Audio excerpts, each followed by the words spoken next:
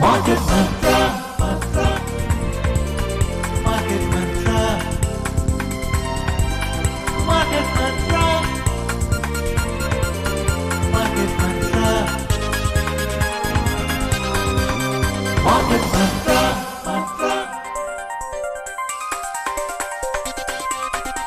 Market Mantra.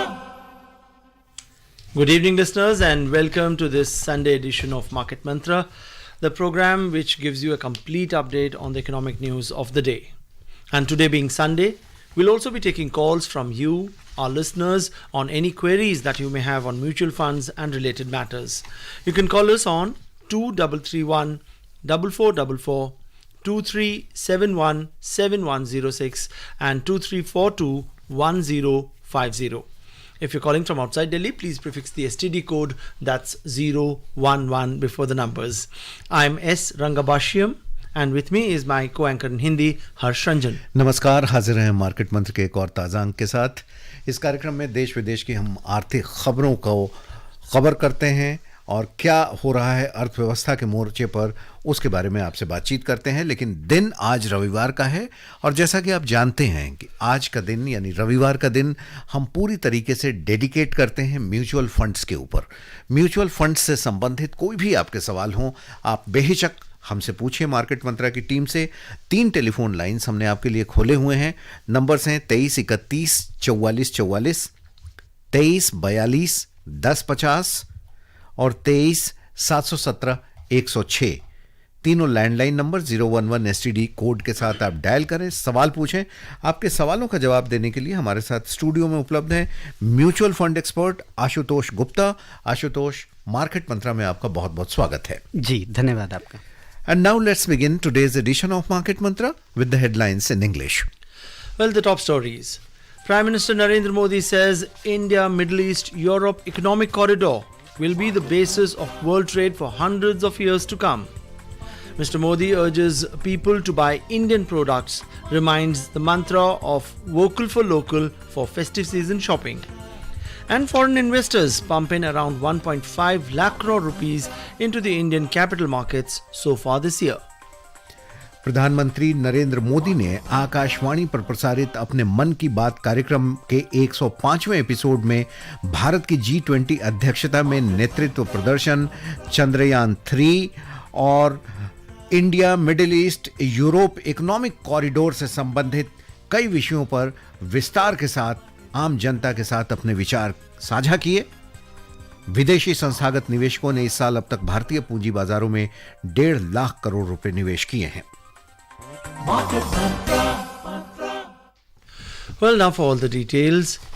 Prime Minister Narendra Modi today said that the India, Middle East, Europe economic corridor announced during the G20 summit is going to become the basis of world trade for hundreds of years to come. He exuded pride that history will always remember that this economic corridor was initiated on Indian soil. He compared it with the Silk Route, which was a major medium of business and trade when India was very prosperous. Mr. Modi added that the venue of the Delhi G20 Bharat Mandapam has turned out to be a celebrity in itself. He appreciated that people are taking selfies with it and posting them on social media with pride. Prime Minister Modi noted that the fascination towards India has risen a lot in the last few years, especially since the G20 summit.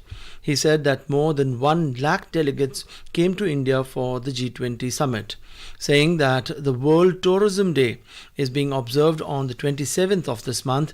Mr. Modi said employment generation is a very big aspect of tourism.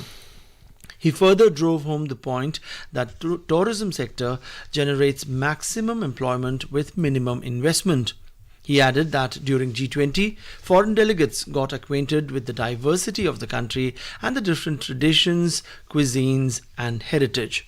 He said that the experiences that the delegates have carried back with them will further expand tourism. Prime Minister expressed happiness that the number of World Heritage Sites in India is continuously rising. Shantiniketan and the Hoysala temples of Karnataka have been declared World Heritage Sites recently. Mr. Modi congratulated all the countrymen for this wonderful achievement. The total number of World Heritage properties in India has now risen to 42.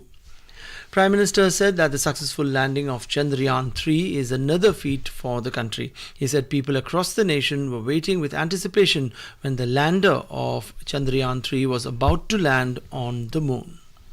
Mr. Modi also reminded listeners to remember the mantra of vocal for local as they shop for this festive season. He stressed that people should buy goods made in India, use Indian products and gift only made in India goods. He extended his greetings to the nation on the occasion of Navratri and Dashera. और आज के पहले collar के पास चलते हैं। योगेश हमारे साथ जुड़े हुए हैं दिल्ली से। योगेश, क्या सवाल है आपका? स्वागत है। नमस्कार सर, बहुत बहुत शुक्रिया कॉल शामिल करने के लिए। मेरा सवाल, मेरे दो सवाल। हेलो योगेश, आप तक हमारी आवाज पहुंच रही है? मेरी आवाज आ रही है क्या? आप मुझे सुन पा रहे हैं? जी योगेश, सवाल पूछ लें आप अपना।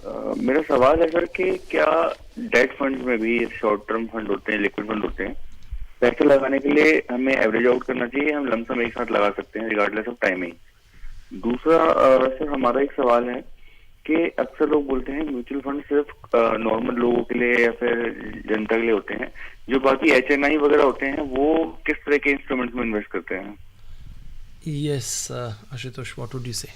जी, तो पहला सवाल आपका डेट फंड्स को लेके था। डेट फंड्स में एवरेज आउट करने की कोई खास ज़रूरत नहीं है। अगर आपके पास लमसम पैसा अवेलेबल है तो आप लमसम में भी निवेश कर सकते हैं।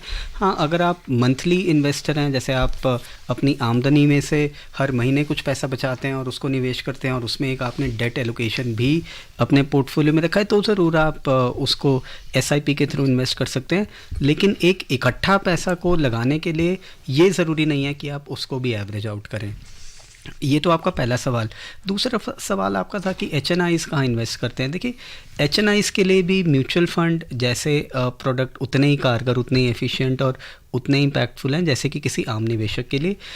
उनके पास कुछ और निवेश के साधन खुल जाते हैं, क्योंकि जैसे PMS जैसी सर्विसेज होती हैं जिनमें एक टिकट साइज़ बहुत बड़ा होता है, मिनिमम 50 लाख रुपए आपको PMS अकाउंट खोलने के लिए देने होते हैं, जो कि एक HNI के लिए प्रोडक्ट्स हैं। ऑल्टरनेटिव इन्वेस्टमेंट फंड्स होते हैं, कुछ और टाइप के निवेश होते हैं। लेकिन मेरी अंडरस्टैंडिंग में अगर आप मेरी मानेंगे तो मुझे नहीं लगता कि एक PMS जैसे प्रोडक्ट में आपको कुछ बहुत ख़ास एडवांटेज मिलता है। थोड़ा सा उसमें पर्सनलाइजेशन ज़्यादा होता है, लेकिन वो महंगे प्रोडक्ट होते हैं, उनका खर्चा बहुत ज़्यादा होता है। और अगर आप रिसर्च देखेंगे तो ऐसा नहीं देखने में आता कि PMS कोई बहुत ज़्यादा आउट परफॉर्म कर पाते हैं म्यूचुअल फंड्स को। तो आप पैसा उसमें ज़्यादा लगाते हैं, खर्चा भी ज़्यादा उठाते हैं, मुझे नहीं लगता आपको उसका कुछ खास बेनिफिट रिटर्न में मिलता है। तो HNIs के लिए कुछ और प्रोडक्ट्स होते हैं, लेकिन मेरी माने तो अगर आप HNI भी हैं, अगर आपके पास एक बड़ा धनराशि इकट्ठा है, तो भी आप म्यूचुअल फंड्स पे ही भरोसा रखें, वो आपको बढ़िया रिटर्न देने में सक्षम है। Right, let's go across to Santosh from Delhi. Good evening, Santosh, and welcome to Market Mantra. Good morning sir. Good evening sir. Good evening, नमस्कार। Namaskar. Go ahead, put your question. हाँ sir, मेरे दो सवाल हैं। एक तो mutual fund से related है, एक म्यूचुअल फंड से थोड़ा सा वो है, अगर संभव हो पाएगा तो जानकारी दे दीजिएगा, नहीं होगा तो कोई बात नहीं। जी। मेरे पहला सवाल म्यूचुअल फंड से लेकर के है कि जैसे बैंकिंग एंड फाइनेंस है, तो इसमें क्या पैसा लगाना उचित रहेगा? दूसरा सवाल है, सहारा में जो लोग फॉर्म भर रहे हैं ऑनलाइन, तो क्या वो पैसा वापस करेगा? Okay, right. You know, a sectoral fund of banking and finance. जी, तो जहाँ तक बैंकिंग एंड फाइनेंस सेक्टर के आपने फंड्स की बात करी, देखिए सेक्टर फंड्स कई सेक्टरों के हैं, बैंकिंग और फाइनेंस के भी सेक्टर फंड्स हैं। मेरी अगर आप सलाह मानेंगे तो आप उनको अवॉइड कर सकते हैं। आप जो डाइवर्सिफाइड टाइप के फंड हैं, फ्लेक्सी कैप फंड्स होते हैं, large and mid cap fund होते हैं, वैल्यू ओरिएंटेड फंड्स हैं, इस टाइप के फंड्स जो आपका पैसा डिफरेंट सेक्टर्स में डाइवर्सिफाइड रखते हैं, मेरी नॉलेज में आपको उन्हीं में निवेश करना चाहिए। और ये डिसीजन फंड मैनेजर पर छोड़ दीजिए कि कब किस सेक्टर में कितना निवेश करना है। अगर ये डिसीजन आप अगर बैंकिंग और फाइनेंस सेक्टर फंड्स में इन्वेस्ट करते हैं, तो ये डिसीजन कि किस सेक्टर में इन्वेस्ट करना है, ये आप अपने हाथ में ले लेते हैं। तो अगर आपको कोई खास जानकारी है उस सेक्टर के बारे में, आपकी कुछ खास उस सेक्टर को लेके आप कुछ ज़्यादा ही बुलिश हैं और आप थोड़ा पैसा उसमें ईयरमार्क करके लगाना चाहते हैं, तो आप थोड़ा बहुत उसमें 5-7% का एक स्पेशल एक्सपोजर लेने के लिए आप उनको देखें, अदरवाइज़ वो अवॉइडेबल है। दूसरी बात आप ये ध्यान में रखें कि जो फ्लेक्सी कैप फंड्स भी हैं आज की डेट में, वो भी तकरीबन अधिकतर फंड 25-30%, 35% पैसा आपका इसी सेक्टर में निवेश करके रखे हुए हैं। तो अगर आप फ्लेक्सी कैप फंड में भी निवेश करते हैं तो आपको 25-30% एक्सपोजर बैंकिंग और फाइनेंस स्टॉक्स का वैसे ही मिल जाता है। तो उसके ऊपर मुझे नहीं लगता कि अगर आप उसके ऊपर अलग से बैंकिंग और फाइनेंस में निवेश करेंगे तो आप बहुत ज़्यादा कंसंट्रेट करेंगे एक सेक्टर में, जो कि मेरे नॉलेज में, मेरी सलाह में अवॉइडेबल है। तो आप फ्लेक्सी कैप फंड्स में बने रहें, बैंकिंग और फाइनेंस फंड्स को आप इग्नोर कर सकते हैं। From Delhi, let's go across to Kolkata, where we have Sushobhan joining us on the program. Good evening and welcome to Market Mantra. Good evening, Market Mantra team and Mr. Gupta as well. I have got two questions which are very different from each other. The first question is, if I want to invest lump sum, not SIP, if I have got some lump sum money and if you want to invest, what is the right option of investment right now in terms of my mutual fund? My second question is that I have been victimized with a cyber fraud. My fingerprint is imitated by somebody and hacked by somebody, and certain amount of money has been debited from my account, for which I have already made a GD and have informed the bank authority about it. They have forwarded my details to the cybercrime branch. Is there any possibility of getting back that money? I mean, is there any law? Will the government take the responsibility to refund back the money? Though these two questions are very different, but since we seldom get the opportunity to get the expert advice, Yeah. so I'd request you to kindly throw some light on these two issues. Thank Yes, you. Ashutosh, what would you say? Lump sum, first of all. Is Sure.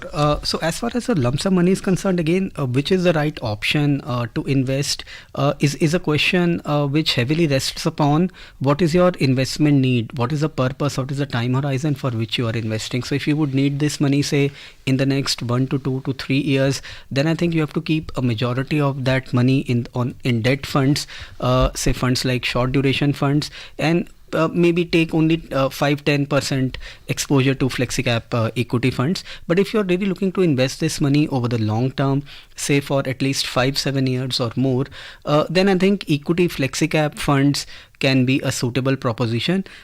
You can divide your lump sum across 2 or 3 flexicap funds. But again, despite the fact that you said that you have a lump sum and you want to invest in lump sum, I would advise against that.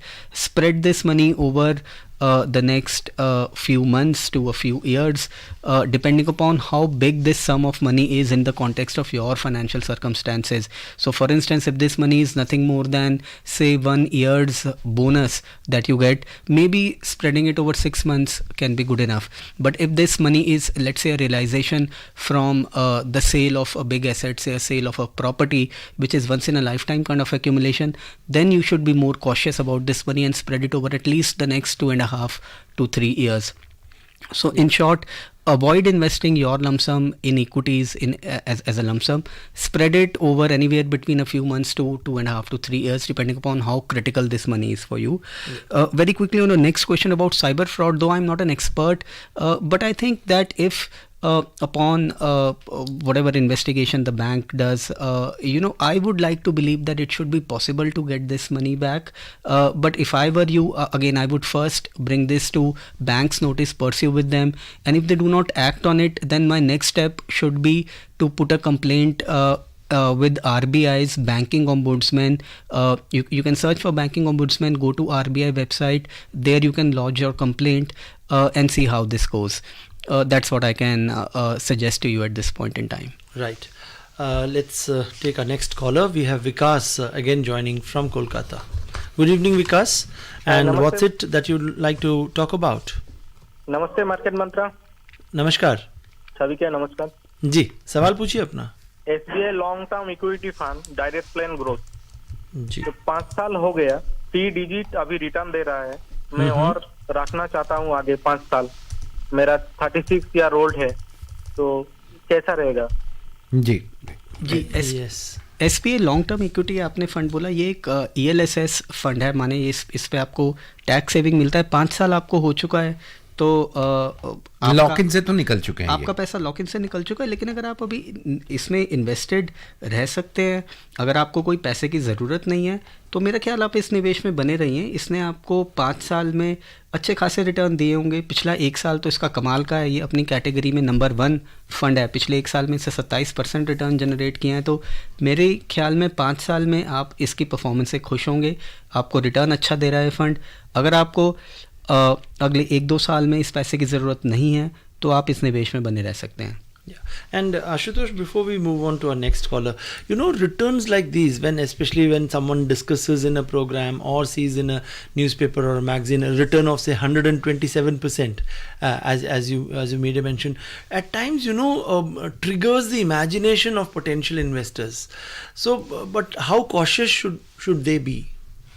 Sure. So,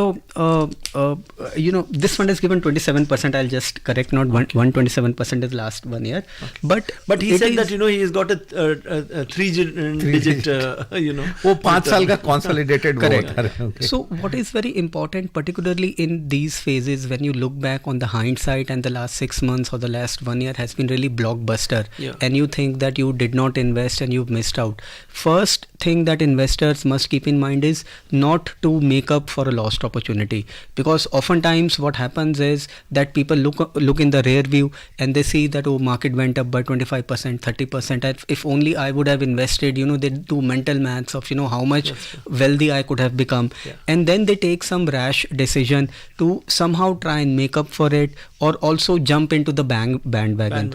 As you said, like 27% is huge compared to what we get in FDs. Absolutely. So the idea is that you should look prospectively. Never base your investment decisions based on hindsight, because if you keep rowing on a missed opportunity and try to benefit or make up for that opportunity loss, you can take some rash decisions and only feel more disappointed going forward. So right now the important thing is how much you want to invest, for how long, what is the investment need, what is the kind of risk that you can tolerate, what is the kind of downside which you can tolerate without losing your sleep at night, and base your decisions only on that. Yeah, and as the disclaimer goes, past performance is no guarantee for future. Right. Let's move on and take our next caller. We have Sanjay joining us from Mumbai. Good evening, Sanjay, and welcome to Market Mantra. Sir, my question is, on running at Value Star Online Star Ratings for equity funds, how much weightage is given to 1 year, 3 year and 5 year return? Sanjay, your audio is not clear. There seems to be an echo. Yeah, there seems to be an echo. Could you set that right and again put your question? Sir, my question is, yeah, on arriving at Value Research Online Star Rating for equity funds, how much weightage is given to 1 year, 3 year and 5 year return? Okay, how much weightage is given for 1 year, 3 year and 5 year return? Okay. See, as far as Value Research Star Rating is concerned, on the equity side, 1 year performance is not given any rating. Funds are rated based upon the risk adjusted performance of a fund relative to its peers in the same category on a 3 year and a 5 year performance basis. Right. And our next caller is also from Mumbai. We have Ashish joining us on the program. Welcome, Ashish, and tell us what's that you want to talk about. Yeah, I want to ask Mr. Ashutosh about this ETF and index fund. Okay. If I want to invest my lump sum amount of rupees from 3 lakhs, so which should I go? Should I go for index fund or a direct ETF? And what are the charges on this? And according to you, what are the preferred modes? Okay, fine.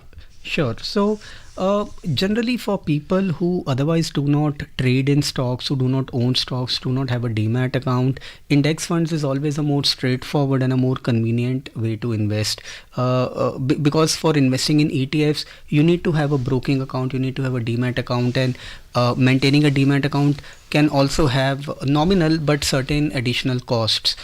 So simply for the convenience and avoiding the hassle of opening demat account, index funds can be good enough option. But otherwise, if you own stocks, if you invest directly in equity markets, and therefore you already have a demat account, then ETFs can be a good option. The difference really is apart from the mechanics of how you own these units in a demat account versus an index fund which you can buy directly. ETFs have a slightly lower expense. So ETFs, you can, for the mainstream index like Nifty or Sensex, you can get exchange traded funds for as low as 5-7 basis points. That's 0.05% or 0.07%. That's as low as it gets. But index funds are also not very far behind. You can get good index funds for something as low as 15 basis points. So that's 0.15%. So I would say that for a majority of mutual fund investors, index funds are a good enough route. If you do plan to go for an index fund, make sure you go for a fund which has reasonable liquidity, which is traded often in the market, because in case of ETF, your exit route depends upon the liquidity that an ETF offers on a stock exchange. Funds which do not have a lot of liquidity can also have an impact cost, because their traded price can significantly vary from their NAV based value. So in ETF, these are a few nuances that you need to be aware of. Index fund is a more straightforward option. एक दिल्ली से विशाल का mail आया है और वो ये जानना चाहते हैं कि बहुत सारे फंड्स में डायरेक्ट प्लान में IDCW लिखा रहता है. ये IDCW क्या है? जी, ये IDCW एक नया नाम है. ये डिविडेंड ऑप्शन होती है फंड्स की. म्यूचुअल फंड्स आपको दो तरीके की ऑप्शन देते हैं, ग्रोथ ऑप्शन और डिविडेंड ऑप्शन. ग्रोथ ऑप्शन वो होता है कि जिसमें कोई फंड डिविडेंड डिक्लेयर नहीं करता. आपका जो अगर फंड के जो रिटर्न होते हैं वो NAV की बढ़ोतरी के थ्रू आपको मिलते हैं, और जब आप फंड को बेचते हैं तब वो सारा एक्यूमुलेशन एक तरह से आपको सारे रिटर्न के साथ वापस मिल जाता है. IDCW प्लान ये होते हैं कि वो आपका जो एक्यूमुलेटेड गेन है वो थोड़ा थोड़ा टाइम टू टाइम कोई फंड डिविडेंड डिक्लेयर करता रहता है, तो आप ही के गेन वो डिविडेंड कुछ एक्स्ट्रा नहीं होता. म्यूचुअल फंड के केस में काफ़ी लोगों को ये मिसकंसेप्शन होती है कि dividend is something extra that they get. Mutual fund के केस में ऐसा बिल्कुल भी नहीं है. तो हम ये मान लें आशुतोष कि IDCW ऑप्शन अगर कोई क्षमता है म्यूचुअल फंड में इन्वेस्टमेंट के टूल में, तो उसका इस फंड का NAV लगभग उतना ही रहेगा जितना है, क्योंकि वो डिविडेंड मिलता जा रहा है. ये भी ज़रूरी नहीं है, क्योंकि डिविडेंड कोई ये मैंडेटरी नहीं है म्यूचुअल फंड्स को डिविडेंड देना और उसकी NAV वापस फॉल करेगी. ये प्योरली म्यूचुअल फंड और फंड मैनेजमेंट टीम का डिसीजन होता है कि क्या उन्हें डिविडेंड डिक्लेयर करना है और कितना. हो सकता है वो डिविडेंड ना भी डिक्लेयर करें तो वो NAV बढ़ती जाएगी, लेकिन वो अपनी मर्जी से कभी कभी डिविडेंड डिक्लेयर कर सकते हैं. लेकिन आज की डेट में डिविडेंड क्योंकि आपकी हैंड में टैक्सेबल है, आपकी स्लैब में वो सारा पैसा जुड़ जाता है, तो हायर स्लैब में जो इन्वेस्टर होते हैं उनके लिए डिविडेंड ऑप्शन काफ़ी टैक्स इनएफिशिएंट है, और आप कंपाउंडिंग के बेनिफिट से थोड़ा वंचित रह जाते हैं, क्योंकि वो पैसा निवेशित रहने की बजाय आपको टाइम टू टाइम रिडीम होकर वापस मिलता रहता है. तो मेरे हिसाब से डिविडेंड ऑप्शन किसी को नहीं लेना चाहिए. आप IDCW ऑप्शन को इग्नोर करें और ग्रोथ ऑप्शन के माध्यम से ही निवेश करें. IDCW बहुत आम निवेशकों के लिए आवश्यक बहुत नहीं है. हाँ, right. And let's take our next caller. We have Gaurav joining us from Ghaziabad in Uttar Pradesh. Good evening and welcome to Market Mantra. Good evening, Market Mantra. Ashutosh, good evening. Sir, my question is, number one is, in case nominee is updated, I mean the nominee name is there but his PAN number and date of birth is not there, which nowadays they are asking. Will my mutual fund account be blocked? Will I be able to operate? Or second thing is for if I have to put SIP now for next say 5 to 10 years, 5 years, so which fund you would recommend? Will it be a multi-cap or will it be flexi-cap or will it be value fund? Okay. Or small cap, mid cap, which would give you the best return and what return one can expect according to you for next 5 years from a good SIP? Okay, fine. Yes, Ashwin. Sure. So first of all, it's great that you have you have put in the nominees in your account, because as you rightly mentioned that putting a nominee is a mandatory step. I would suggest that you can just drop a mail to your AMC and check whether because all this becomes relevant if you have to redeem the money and you have to redeem at a relatively short notice, and if at that time they block your money because of the want of any information that should have been mapped, it will be a disappointment. It will cause an unnecessary and unavoidable delay. My suggestion would be on this. This is an unfolding event. Okay, there is some clarity and at times there are some nasty surprises that investors land up with. The best course of action is that drop a email to the customer support team of your AMC and check whether all your nomination details are mapped as per their expectations, or they want you to provide any additional details, and if they seek details like the PAN number or any other details, then please be sure to provide it. Your second question about SIPs for 5 years. 5 years is a time horizon which is more of a medium term. It is not really very long term in my opinion. In my advice, this money should be invested in more of a hybrid. I would not ideally suggest you to go for an all equity option. I would suggest aggressive hybrid funds which invest about 75% of your money in equity and remaining in debt. That is the kind of allocation I would find greater comfort in, and therefore I would recommend to you funds like an ICICI Pru equity and debt fund or an SBI equity hybrid fund. These are the kind of funds which should prove to be fairly rewarding in these 5-year horizon. Kolkata में राजीव के पास जाने से पहले हम बता दें कि विदेशी संस्थागत निवेशकों ने इस साल अब तक भारतीय पूंजी बाजारों में 1.5 लाख करोड़ रुपए निवेश किए हैं। विदेशी निवेशकों ने इस महीने अब तक कुल 10,000 करोड़ रुपए भारतीय बाजारों से वापस निकाले हैं। निवेशकों को उम्मीद है कि दुनिया भर के सेंट्रल बैंक अपनी ब्याज दरों को बढ़ाने वाले हैं। इस महीने अब एफपीआईज ने 10,164 करोड़ रुपए इक्विटी बाजार से वापस निकाले, जबकि वीआरआर रूट के जरिए 164 करोड़ रुपए डेट बाजार से वापस निकाले। विदेशी निवेशकों ने हाइब्रिड बाजारों से 66 करोड़ रुपए निकाले, जबकि डेट बाजार में 295 करोड़ रुपए निवेश किए हैं। इससे पहले निवेशकों ने अगस्त महीने में 18,338 करोड़ रुपए भारतीय बाजारों में निवेश किए थे, जबकि जुलाई महीने में यह आंकड़ा 47,977 करोड़ रुपए का था। जून महीने में कुल विदेशी निवेश 56,258 करोड़ रुपए का रहा था। और अब चलते हैं राजीव के पास। राजीव, मार्केट मंत्र में आपका स्वागत है। समय कम बचा है, जल्दी से सवाल पूछ लें आप। Sir, just wanted to know, अभी आपने कहा था कि 27% इंटरेस्ट कौन सा फंड में मिलता है, वो थोड़ा जानना था। और ये दूसरा सवाल था कि like I am unemployed since last few years, so what जो भी मेरा इनकम है I am getting from my FD interest.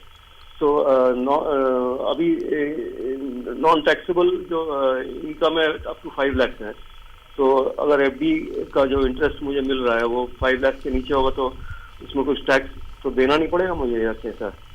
Okay. See, Ashutosh, 27% is making people sit up and take notice.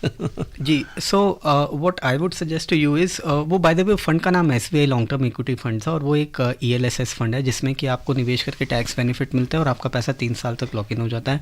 But मैं बड़े स्ट्रांगली आपको अर्ज करूँगा कि पास्ट 1 ईयर के रिटर्न देखकर आप अपना निवेश का फैसला बिल्कुल भी ना करें। यही हम अभी चर्चा कर रहे थे। आपको गाइडेड होना होगा अपने निवेश की ज़रूरतों के लिए। आप का इन्वेस्टमेंट नीड क्या है, आपका ऑब्जेक्टिव क्या है।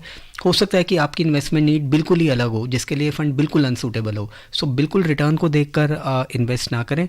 अपनी ज़रूरतों को पहले समझिए और ये जानिए कि उनके लिए कौन से सूटेबल फंड्स हैं और तभी निवेश का फैसला करें।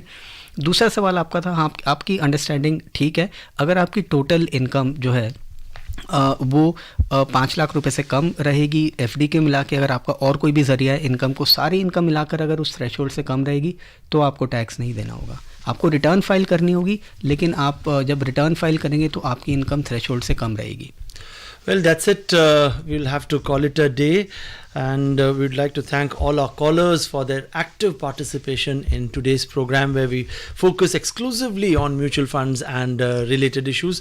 And as you know that all the 3 days, Saturdays, Sundays and Mondays, it's an interactive program. It's a phone-in program where you can call up and talk to our expert and clear all your questions, queries and doubts. And once again, Ashutosh, thank you so much for joining us in the studios. Thank you. My pleasure. And before we close, let's take a quick look at the top stories. Prime Minister Narendra Modi says India, Middle East, Europe economic corridor will be the basis of world trade for hundreds of years to come. Mr. Modi urges people to buy Indian products, reminds mantra of vocal for local for the festive season shopping. And foreign investors pump in around 1.5 lakh crore rupees into the Indian capital markets so far this year. आज के लिए बस इतना ही। श्रोताओं, कल शाम 6:30 बजे market मंत्र की टीम फिर आपके साथ उपस्थित होगी। पहला दिन सोमवार शेयर बाजारों का। तब तक के लिए हमें इजाजत दीजिए। नमस्कार।